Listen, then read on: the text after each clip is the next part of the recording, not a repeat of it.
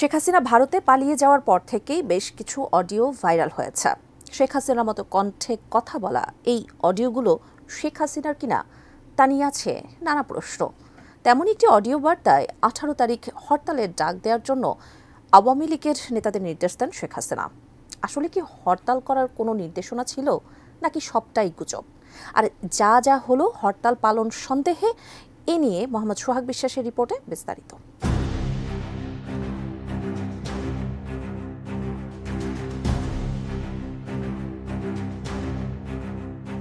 শেখ হাসিনা সহ আওয়ামী লীগের অনেক শীর্ষ নেতারা দেশ ছেড়ে পালিয়ে গেলেও থেমে নেই ষড়যন্ত্র। ভারতে বসেই শেখ হাসিনা দেশকে অস্থির করতে মরিয়া। কিছুদিন আগে মার্কিন নির্বাচনে ডোনাল্ড ট্রাম্প জয়ী হওয়ার পর ট্রাম্পের ছবি নিয়ে বিক্ষোভ করার নির্দেশও দেওয়া হয়েছিল শেখ হাসিনার পক্ষ থেকে। এরপর অনেকগুলো অডিও কল ভাইরাল হয়েছে। তার মধ্যে আগামী 18 তারিখ আওয়ামী লীগকে হরতালের নির্দেশ দেন শেখ হাসিনা। ময়মনসিংহে আওয়ামী লীগের পক্ষে হরতাল পালনের সন্দেহে 70টি মোটরসাইকেল জব্দ করে যৌথ বাহিনী। পরে হরতালের প্রস্তুতির প্রমাণ না মেলায় কাগজপত্র চেক করে কয়েকটি অপরাধে 45টি মোটরসাইকেলের বিরুদ্ধে মামলা দেয়া হয়।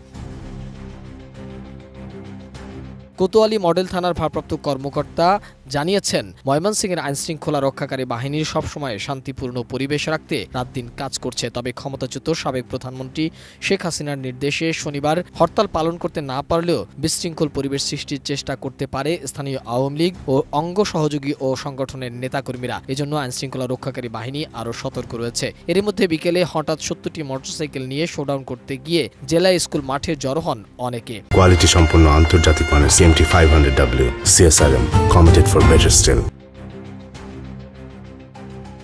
ওসি বলেন, তারা হরতালের প্রস্তুতির জন্য আগের দিন নাশকতা করতে শোডাউন করেছে এমন সন্দেহে মোটরসাইকেলগুলোকে আটক করেছে যৌথ বাহিনী। পরে হরতালের প্রস্তুতির প্রমাণ না মেলায় গাড়িগুলো কাগজপত্র চেক করা হয়। এ সময় কাগজপত্র ও হেলমেট না থাকায় কয়েকটি অপরাধে সবগুলো গাড়ির বিরুদ্ধে মামলা দেওয়া হয়েছে। এর মধ্যে 45টির কোনো কাগজপত্র না থাকায় ট্রাফিক বিভাগে রেখে দিয়ে 25টি গাড়ি তাদের মালিকদের হাতে হস্তান্তর করা হয়েছে।